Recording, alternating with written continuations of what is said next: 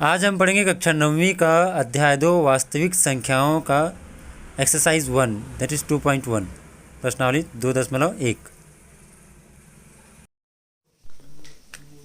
प्राकृतिक संख्याएं। प्राकृतिक संख्याओं का मतलब होता है वो संख्याएं जो प्रकृति में होती हैं, जैसे 1, 2, 3, 4, 5, 6 वगैरह वगैरह। मतलब वही संख्याएं जिनसे हम दूसरों चीज़ों को काउंट कर सकते हैं, जैसे कि 1 पेड़, 2 पेड़, 3 पेड़।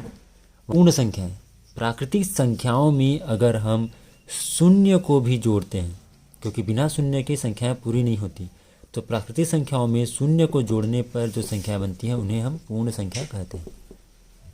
अब आता है पूर्णांक संख्याएं। पूर्णांक संख्याएं में 0 से लेके 1, 2, 3, 4 तो आता ही है। इसके साथ साथ जो ऋण 1, ऋण 2, ऋण 3 जो ऋणात्मक संख्याएं हैं वो भी आती हैं।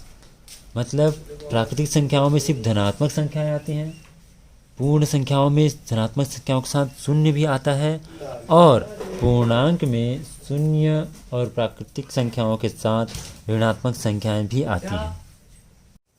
परिमेय संख्याएं। परिमेय संख्याओं का मतलब है वे संख्याएं जिसे हम p/q के फॉर्म में लिख सकते हैं, जैसे कि 2। तो 2 को हम 2/1 के फॉर्म में लिख सकते हैं, या फिर 1/2 या 4/3 या 6/9। इस टाइप की जो संख्याएं होती हैं वो सारी की सारी संख्याएं परिमेय संख्या कहलाती हैं। इसका मतलब ये है कि जितने भी पूर्णांक हैं वो सारे के सारे परिमेय संख्या कहलाएंगे, क्योंकि ऋण 1/2 भी हम लिख सकते हैं, 0/2 भी लिख सकते हैं और 1/2 भी लिख सकते हैं। प्रश्नावली 2.1 निम्नलिखित कथनों के लिए उदाहरण दीजिए। पहला, एक संख्या जो प्राकृत संख्या, पूर्ण संख्या और पूर्णांक संख्या है। सबसे पहले हम लिखेंगे प्राकृत संख्या। प्राकृत संख्या क्या होती हैं? 1 से लेके अनंत तक जितनी भी धनात्मक संख्याएं हैं। अब ये प्राकृत संख्या तो है ही, इसके साथ साथ ये पूर्ण संख्या में भी आएंगी और पूर्णांक में भी आएंगे। तो इसका उदाहरण हो जाएगा 1 से लेके जितने भी धनात्मक संख्या हैं। दूसरा, एक संख्या जो पूर्ण संख्या हो परंतु प्राकृतिक संख्या न हो। इसका मतलब जो पूर्ण संख्या है और प्राकृतिक संख्या नहीं है, ऐसा एक ही संख्या है, वो है 0। तो दूसरे का उत्तर हो जाएगा 0, क्योंकि 0 पूर्ण संख्या में आता है लेकिन प्राकृतिक संख्या में नहीं आता। तीसरा, एक संख्या जो परिमेय संख्या हो परंतु प्राकृतिक संख्या न हो। यहाँ पे आप धनात्मक संख्याओं को छोड़ के जितने भी ऋणात्मक संख्या है या शून्य है उसको लिख सकते हैं, जैसे 0/1 या फिर ऋण 1/2 या फिर ऋण 3/1। ये जितने भी ऋणात्मक संख्याएं हैं जो p/q के फॉर्म में आएंगी, सारे के सारे परिमेय संख्या होंगी लेकिन प्राकृतिक संख्या नहीं होंगी। प्रश्न दूसरा, 6 और 7 के बीच 3 परिमेय संख्याएं ज्ञात करें। अब यहाँ पे 2 संख्या दी हैं, 6 और 7। 6 और 7 इसको हम लिख सकते हैं p/q के फॉर्म में 6/1 और 7/1। अब इसके बीच हमको 3 परिमेय संख्या ज्ञात करनी है, तो हम क्या करेंगे, 3 में 1 और जोड़ देंगे तो ये हो जाएगा 4। तो हम यहाँ ऊपर नीचे 4 से गुणा करेंगे, जैसे कि 6 चौक 24, 4 एकम 4, और ये हो जाएगा 7 चौक 28 और 4 एकम 4। अब 24 और 28 के बीच में 3 परिमेय संख्या ज्ञात करेंगे, तो 24/4 के बाद क्या आएगा, 25/4, फिर 26/4 और फिर 27/4। तो ये 25/4, 26/4 और 27/4 24/4 और 28/4 के बीच में आएंगे, जो कि 6/1 और 7/1 के बराबर हैं। तो हम कह सकते हैं कि 6 और 7 के बीच में 6 से बड़ा और 7 से छोटा, 6 और 7 के बीच में जो 3 परिमेय संख्याएं हैं वह 25/4, 26/4 और 27/4। प्रश्न 3, 4/7 व 5/7 के बीच 5 परिमेय संख्या ज्ञात कीजिए। 4/7 और 5/7 के बीच में हमें 5 परिमेय संख्या ज्ञात करनी है, तो हम इन दोनों के साथ 6 का गुणा करेंगे, तो ये हो जाएगा 6 चौक 24 और 6 सत्ते 42, और यहाँ पर जाएगा 6 पंचे 30 और 7 छक्का 42। हर दोनों का समान हो जाएगा। अब 24 के बाद 25/42, 26/42 27/42, 28/42, 29/42। ये 5 संख्याएं हैं जो 24/42 और 30/42 के बीच आएंगी, मतलब 24/42 से बड़ी होंगी और 30/42 से छोटी होंगी। तो इस तरह से हम कह सकते हैं कि 4/7 और 5/7 के बीच जो 5 परिमेय संख्याएं हैं वो हैं 25/42, 26/42, 27/42, 28/42 और 29/42। ठीक उसी प्रकार चौथा क्वेश्चन में 2/3 व 3/4 के बीच 3 परिमेय संख्याएं ज्ञात करना है। प्रश्न दिया 2/3 और 3/4। तो पहले हम क्या करेंगे, इन दोनों का जो हर है वो समान करेंगे। हर कैसे समान करेंगे, इस 4 का गुणा यहाँ ऊपर नीचे करेंगे और इस 3 का गुणा यहाँ ऊपर नीचे करेंगे। तो अगर यहाँ पे 4 का ऊपर नीचे गुणा करते हैं और यहाँ पे 3 का ऊपर नीचे गुणा करते हैं, यह हो जाएगा 4 दूनी 8, 4 तिया 12, यह हो जाएगा 3 तिया 9, 4 तिया 12। अब यहाँ हो गया 8/12 और यहाँ हो गया 9/12। अब ये इन दोनों का हर जो है वो बराबर हो गया। अब अगर हमें इन दोनों के बीच में 3 संख्या निकालनी है तो पहले हम क्या करेंगे, इन दोनों को 4 से गुणा करेंगे। तो 8 चौक 32, 12 एकम 12, 12 दूनी 24, 12 तिया 36, 12 चौक 48, 9 चौक 36, 12 चौक 48। अब हमारे पास है 32/48 और 36/48। तो 32/48 और 36/48 के बीच में जो संख्या होंगी वो 33/48, 34/48 और 35/48। ये जो 3 परिमेय संख्या हैं ये इसका उत्तर होगा। अगला प्रश्न है 5वां प्रश्न, ऋण 1 और 2 के बीच की 4 परिमेय संख्याएं ज्ञात कीजिए। ऋण 1 को हम लिख सकते हैं ऋण 1/1 और 2 को लिख सकते हैं 2/1। हमें इसके पीछे 4 परिमेय संख्या ज्ञात करनी है। इसका मतलब हम इसका गुणा करेंगे 5 से, ऊपर नीचे 5 से यहाँ भी और ऊपर नीचे 5 से यहाँ भी। इसका मतलब ये हो जाएगा ऋण 5/5 और ये हो जाएगा 10/5। ऋण 5/5 और 10/5 के बीच हमें 4 परिमेय संख्या निकालनी है। तो हम ऋण 5/5 से बड़ी और 10/5 से छोटी 4 परिमेय संख्या ले सकते हैं। जैसे 10/5 से छोटी कौन कौन सी संख्या होगी, 9/5, 8/5, 7/5, 6/5 और 5/5। ये पाँचों की पाँचों संख्याएं ये ऋण 1 और 2 के बीच की परिमेय संख्या होंगी। इसी तरह अगला प्रश्न है 6वां प्रश्न, 5/10 और 9/10 के बीच की कोई 3 परिमेय संख्या लिखिए। यहाँ भी हम 4 से गुणा करेंगे 5/10 और 9/10 को। तो ये हो जाएगा 5 चौक 20/40 और ये हो जाएगा 9 चौक 36/40। तो 20 और 36 के बीच में कोई भी हम 3 संख्या ले सकते हैं, जैसे कि 21/40, 22/40 और 23/40। तो ये 21/40, 22/40 और 23/40 ये तीनों ही संख्याएं 5/10 और 9/10 के बीच की परिमेय संख्या है। प्रश्न क्रमांक 7, 7/3 और ऋण 7/3 को संख्या रेखा पर दर्शाइए।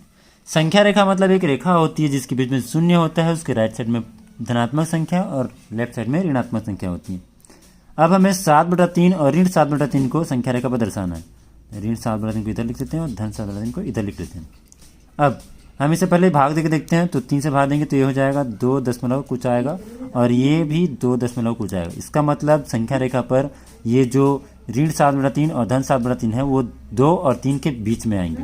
तो हम इधर 2 और 3 के बीच में हम यहाँ पे 7/3 को दर्शाएंगे और ऋण 2 और ऋण 3 के बीच में ऋण 7/3 को दर्शाएंगे।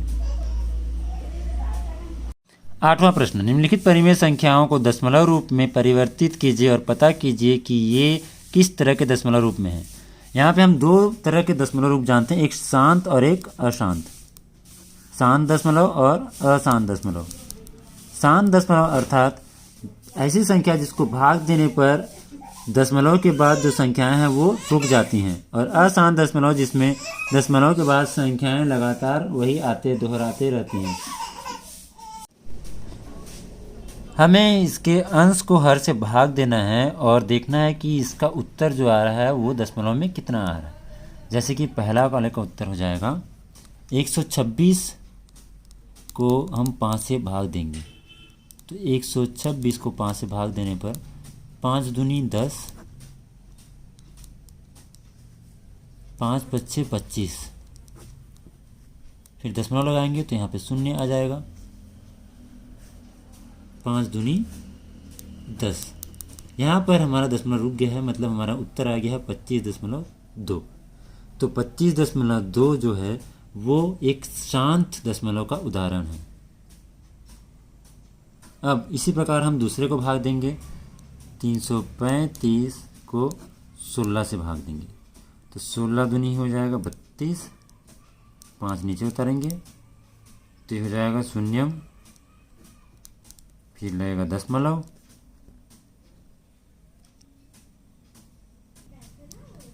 फिर ये हो जाएगा 16 निया 144,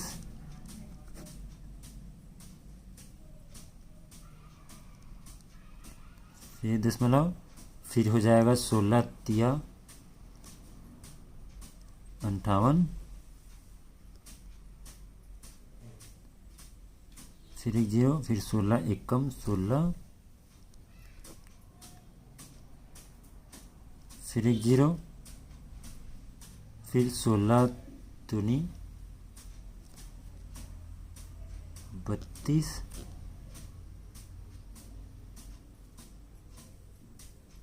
फिर एक जीरो, फिर 16 पंचे 80। यहाँ पर हमारा जो शेष फल है वो शून्य आ गया है। तो ये जो भी जो एक उदाहरण है वो शांत दशमलव का उदाहरण है।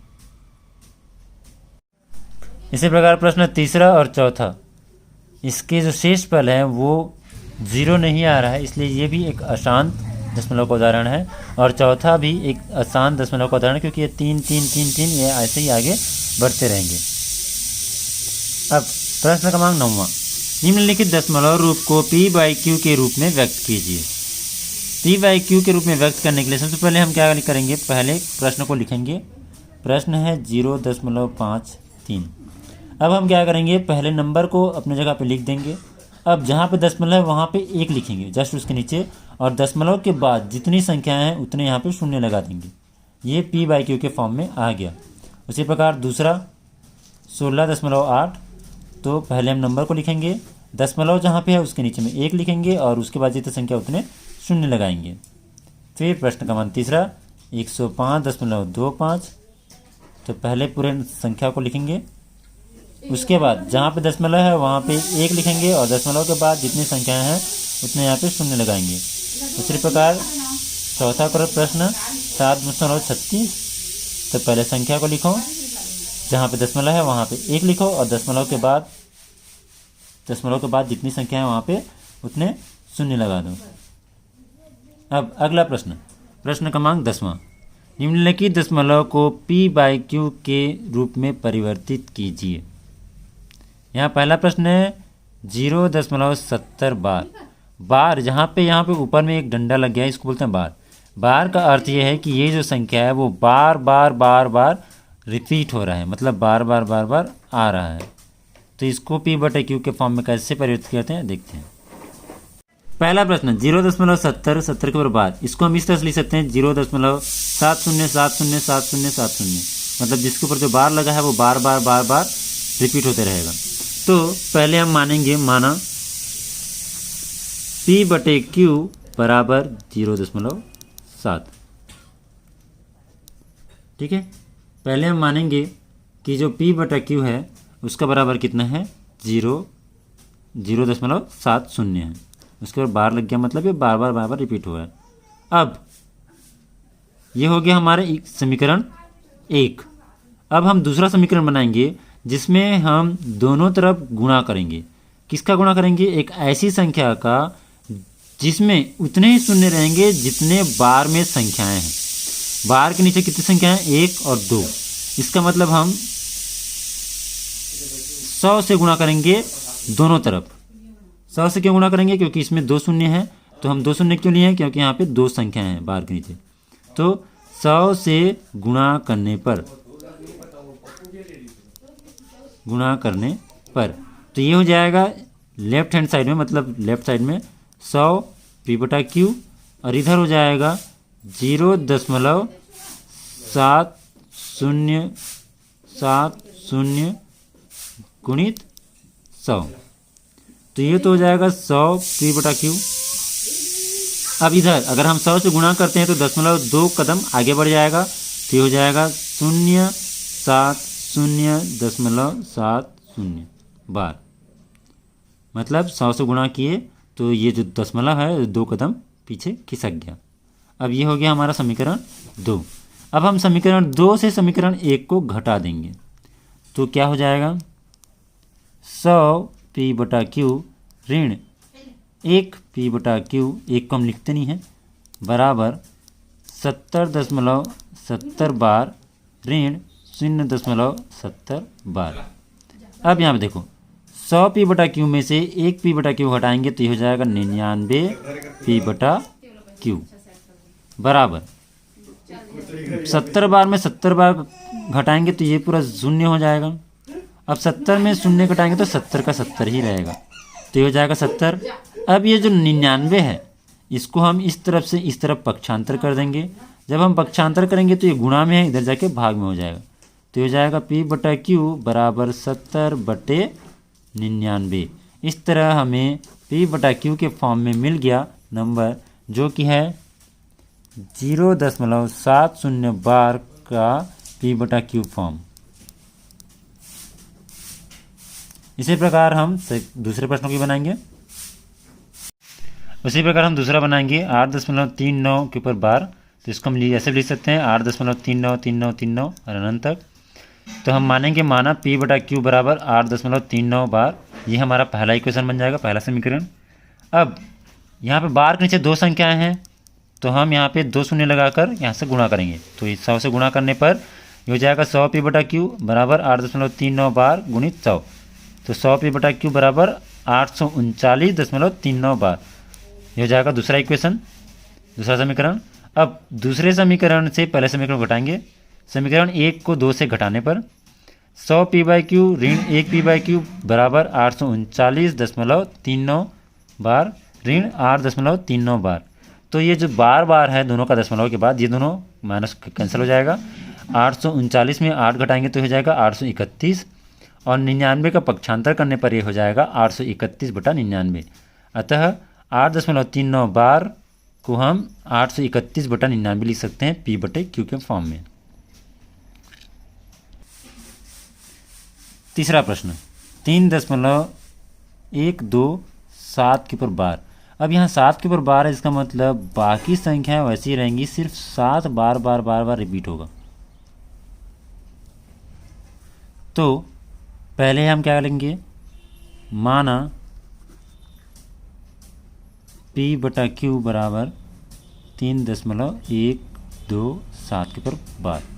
अब यहाँ पर सबसे पहले हम इक्वेशन 1 जो लेंगे वो गुणा करने पर लेंगे, और जो बार से पहले दशमलव है, मतलब दशमलव के बाद 2 संख्याएं हैं जिसके ऊपर बार नहीं लगा है, तो 2 संख्याओं के साथ हम गुणा करेंगे, मतलब 100 के साथ हम गुणा करेंगे।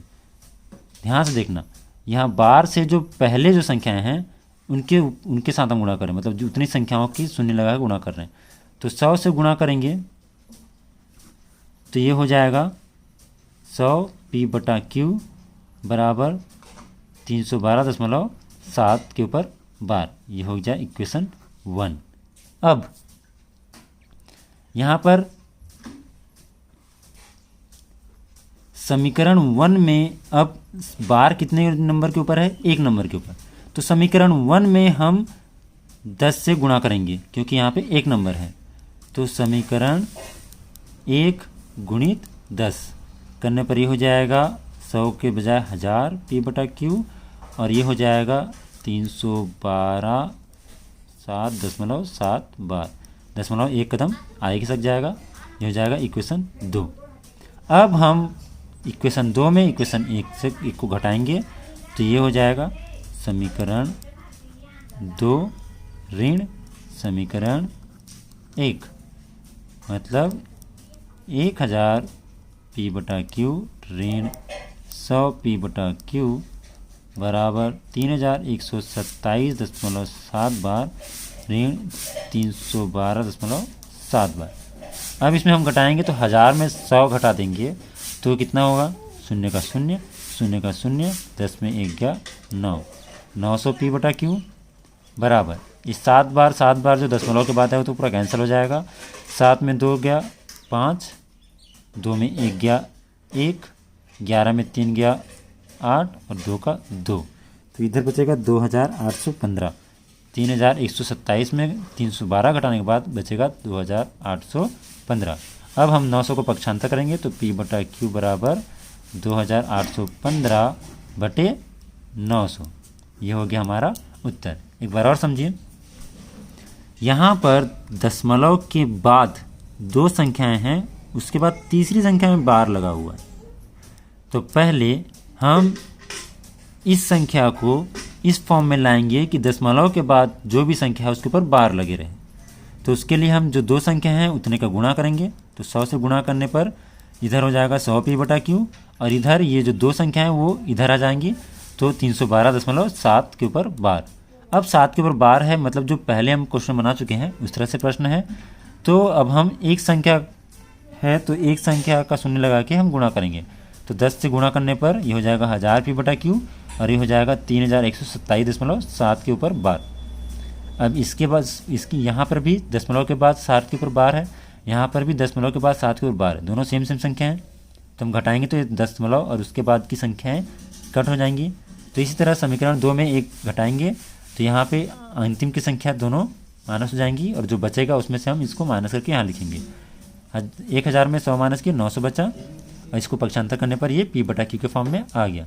इसी प्रकार जो चौथा प्रश्न है 5.125 के ऊपर बार, तो इसका मतलब 125 125 125 ऐसे रिपीट होगा। तो ये पहले जैसी है, P बटा Q मान लेंगे हम 5.125 के ऊपर बार, और यहाँ पे 1 2 3 3 संख्या है तो यहाँ पे 3 शून्य के साथ गुणा करेंगे, मतलब 1000 के साथ गुणा करेंगे। तो इधर हो जाएगा 1000 P बटा Q, इधर हो जाएगा 5125.125 के ऊपर बार।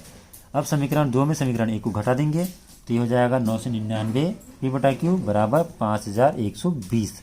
120 क्यों आया, क्योंकि यहाँ पे 5 में 5 घटेगा तो शून्य हो जाएगा, बाकी 512 यहाँ पे आएगा, और 125 जो बार लगा हुआ है दशमलव के बाद, ये दोनों तरफ बराबर है तो दोनों कट जाएंगे। अब P बटा Q में बराबर 5120 बटे 999, ये हो जाएगा P बटा Q के फॉर्म में हम लिख सकते हैं 5.125 बार।